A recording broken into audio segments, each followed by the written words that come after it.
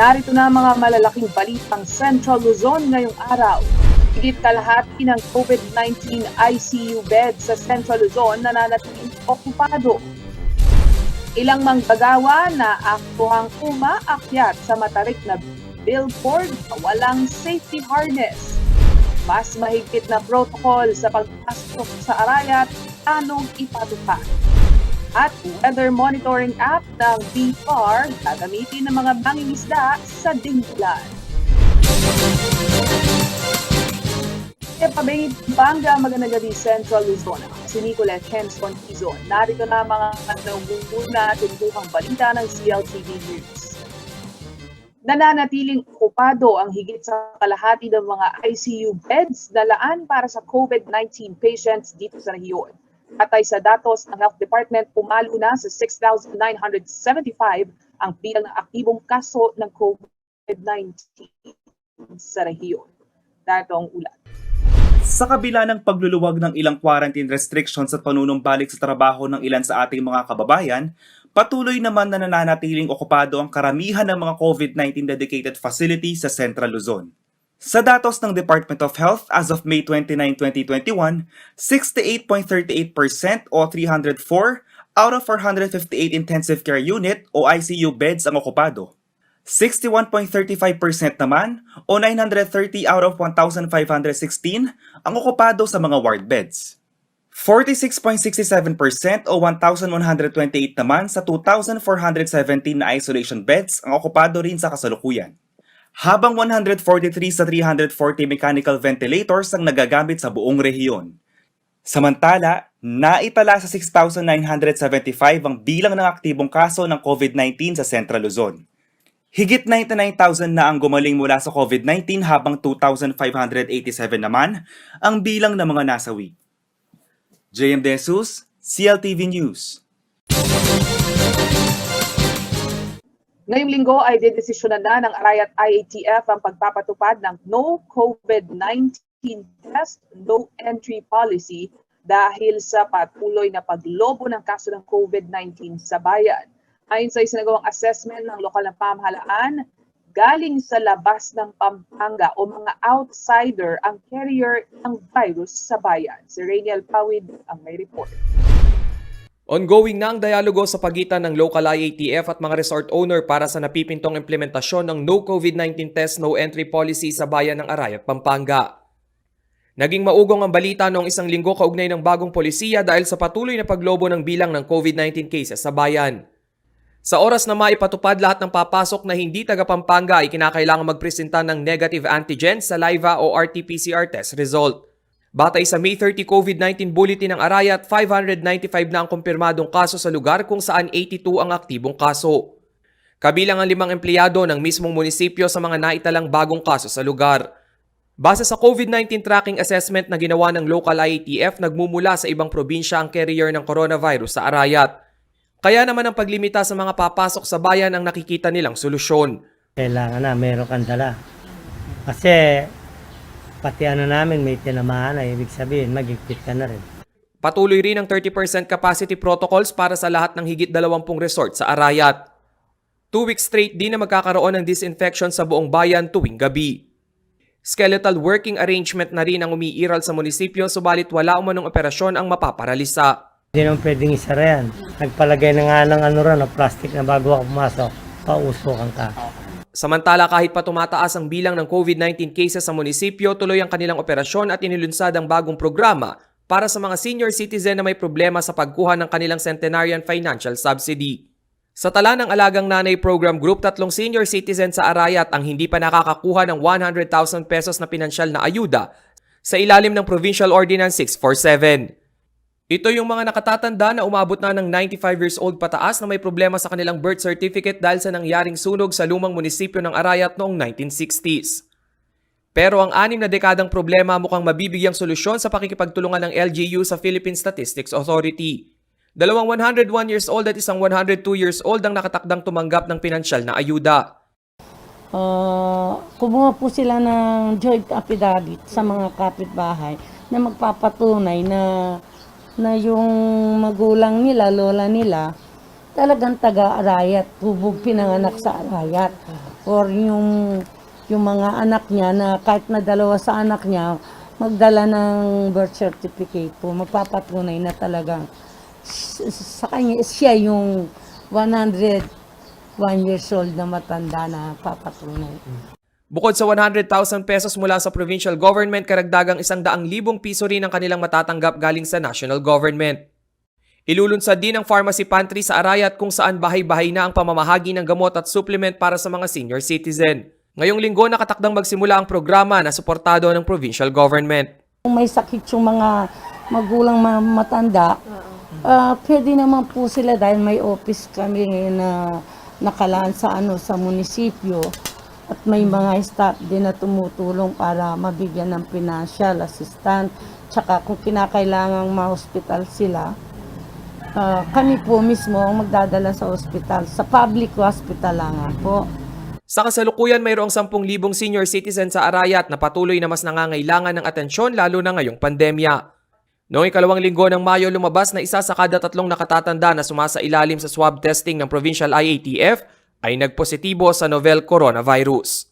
Rainiel Pawid, CLTV News.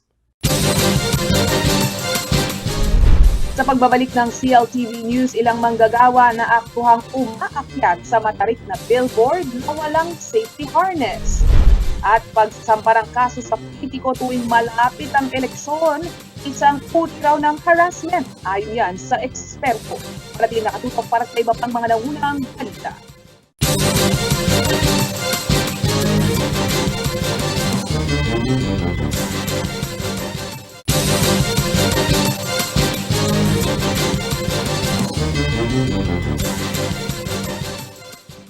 Nagbabalik ang CLTV News at iba pang mga nangunang balita.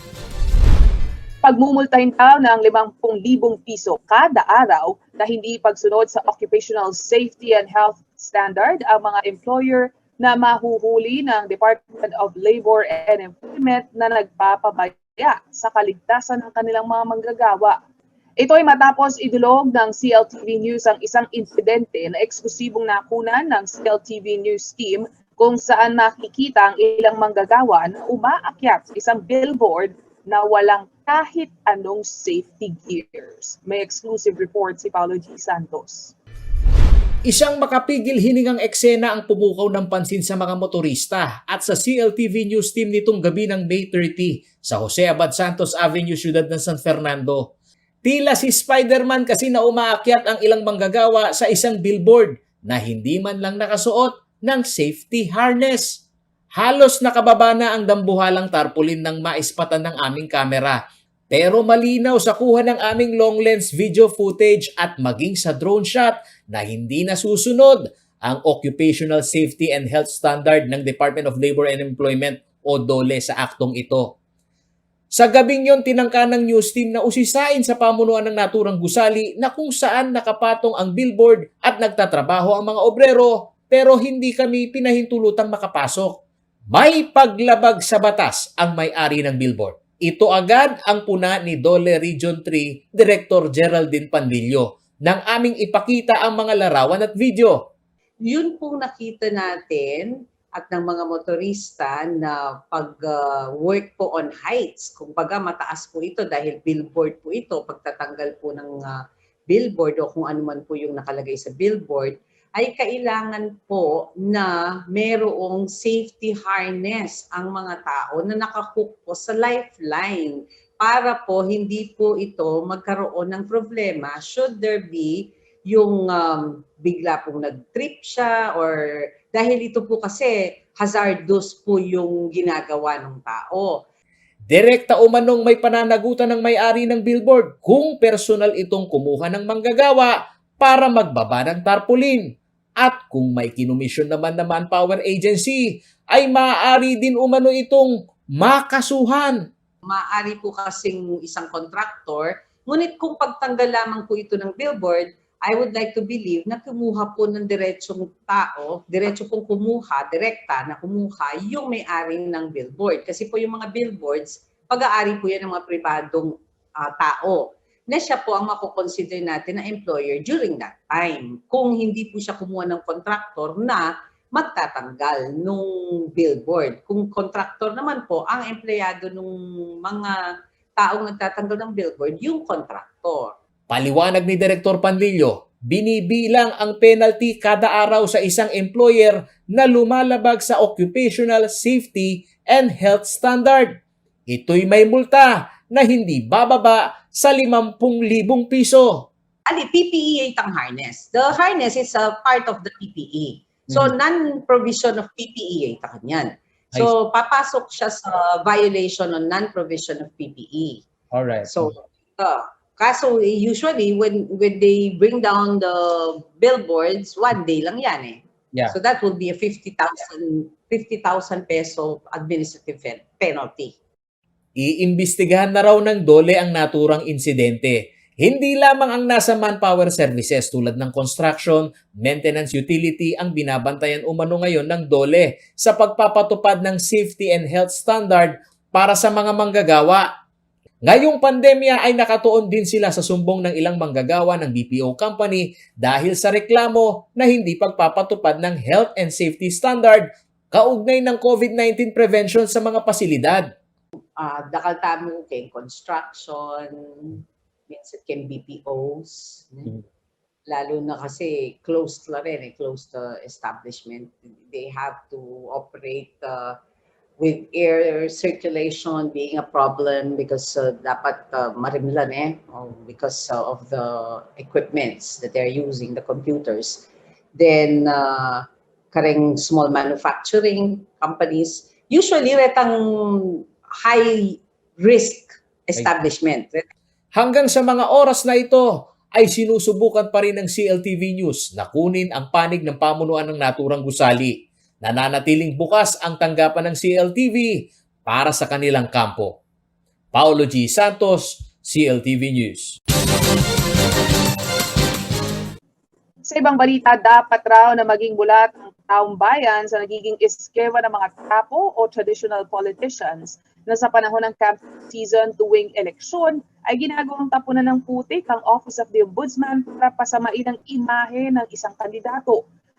Ayon sa isang profesor na si Attorney Michael Yusinko ng Ateneo School of Government, kailangan daw maging mapanuri ng mga botante at huwag magpadala sa mga sabi-sabi upang makapili ng wasto sa pagboto. Narito ang ulat.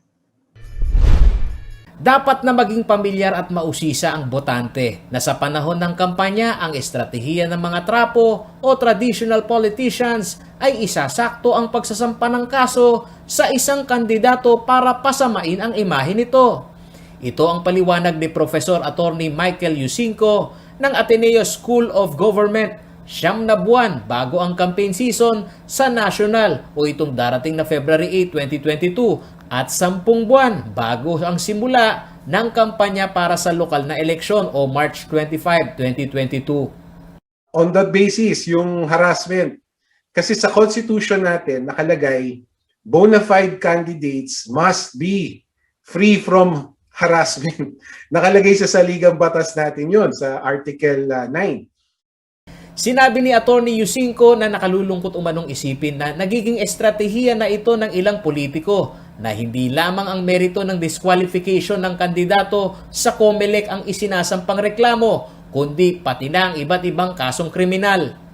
Ito yung second aspect na dapat bantayan ng taong bayan, which is the political aspect na yung mga politicians natin, ginagamit yung batas sa kanilang, para sa sarili nilang masamang hangarin. And therefore, yung mga botante natin, ang kailangan nila maging mas discerning na hindi porket na nag-file ka ng kaso sa ombudsman, tapos na yung laban doon. Isinasakto o di naman kaya'y mas maaga sa campaign period ang estratehiya ng ilang propagandista na dito umano dapat maging mausisa ang mga botante na hindi lamang sa sabi-sabi sumasakay sa pagpapasya ng pagboto. Ang botante natin, ang voting process niya is always about choosing the lesser evil. Which is sad, no? Which is very, very sad kung ang botante, tayo mga botante, Pupunta tayo sa polling precinct, titignan natin yung listahan ng mga kandidato. At ang iniisip natin, sino ba dito yung hindi pinakamasama? Sana hindi maging ganon in the future, no? Sana in the future, ang mga kandidato natin, pinipili natin based on their merits and on their capabilities. Sinang-ayunan naman ni Commission on Election Region 3 Assistant Director Attorney Elmo Duque, si Professor Yusinko.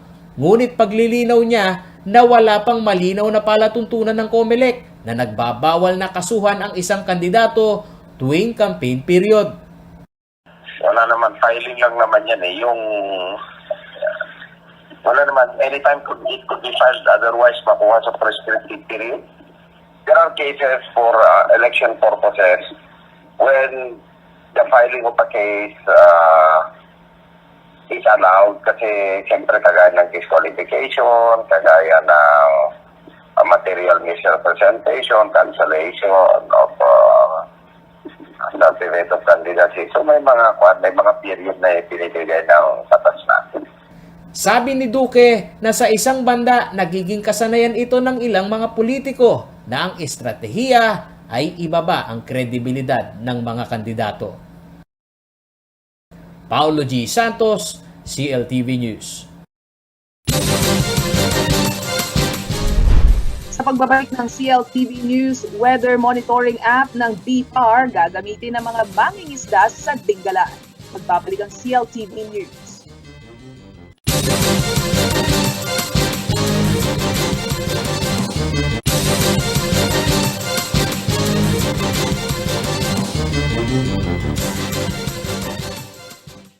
Nagbabalik ang CLTV News at sa iba pang mga nangungunang balita. Isang weather monitoring application para sa mga mangingisda ang inilunsad ng Bureau of Fisheries and Aquatic Resources, partner nitong telecommunications company sa Dingalan, Aurora. Ito ay ang ISDAP na magpapadala ng update via text message sa lagay ng panahon. Mabisa umano itong pamamaraan upang matiyak ang kaligtasan ng mga mamamalakaya bago sila pumalaot. Yan ang report ni Rainiel Pawin. Dahil malapit sa Philippine Sea, pangingisda ang isa sa pangunahing kabuhayan sa bayan ng Dingalan, Aurora. Tuwing papalaot ang mga malalaking alon na dala ng masamang panahon ang kalaban ng ating mga kababayang mamamalakaya. Bagyo po, tapos yung mga cold front, yan po mga kalaban namin kasi malalaki po ang alon. Pero worry no more dahil mapakikinabangan na ng mga mangingisdang Dingalenyo ang ISDAP. Ito isang weather monitoring application kung saan real-time o agad maaabisuhan via text message ang mga mangingisda sa magiging lagay ng panahon. Ang application ay dinevelop ng Ainon IT Solutions. Hindi rin kinakailangang Android phone ang gamit dahil tanging mga mobile number lang ay parirehistro sa Municipal Fisheries Department. Pakaganda po sa amin bago kami pumalaot. Na po namin yung magiging yung mga susunod na panahon. Ayon sa Bureau of Fisheries and Aquatic Resources, malaking ginhawa ito hindi lang sa mga mangingisda bagkus pati sa kanilang mga kapamilya na lagi nag-aalala sa tuwing sila'y pumapalaot. Pag pumalaot kasi yung ating mga mangingisda, walang kasiguruhan, di natin alam. Yung panahon natin, iba na. Sabi nga, walang pattern lalo na dito sa Pacific. Kaya kung wala silang sandata, at least yung mga information, kung wala silang alam, malamang na magkaroon sila ng problema. Nangako rin si BIFAR Central Luzon Director Willie Cruz na mapakikinabangan ng ISDAP sa ilang coastal provinces ng Central Luzon. Ang mga delikadong lugar naman ay yung, of course, itong Pacific, itong Aurora, at saka yung Zambales side, yung West Philippine Sea. Sana nga ay lahat ng coastal provinces makover in the near future. Maliban sa buwan, hangin at araw, mas konkretong scientific weather data na raw ang matatanggap ng mga mangingisda. Maganda siya kasi mga 2 hours before advance yung kanyang forecast na magbabato siya ng mga weather updates, mga conditions para makapag-decide sila kung lalaot sila o hindi. Ang Dingalan ay malapit sa eastern side ng Philippine Rice na kilalang tuna highway o lugar kung saan namamalagi ang mga mamahaling yellowfin tuna. Noong 2017, 3,000 hectares ng Philippine Rice ang idineklarang Protected Food Supply Economic Zone kung saan pinahihintulutan ang pangingisda para sa pagkain. Rainiel Pawid, CLTV News. At At yan ang mga balitang nakalap ng CLTV News. Para sa karagdagan pang detalye, maaari din i-follow ang aming social media pages at CLTV36 Official, at CLTV36 News, at CLTV36. Nais nyo namang balikan ang mga programa ng CLTV. Maaari nyo bisitahin ang aming YouTube channel at CLTV36 Official, ang aming website, www.cltv36.tv. Kasama ang buong puwersa ng CLTV News and Current Affairs. Ako si Nicolas Henson Tizon. Maraming salamat. Magandang gabi.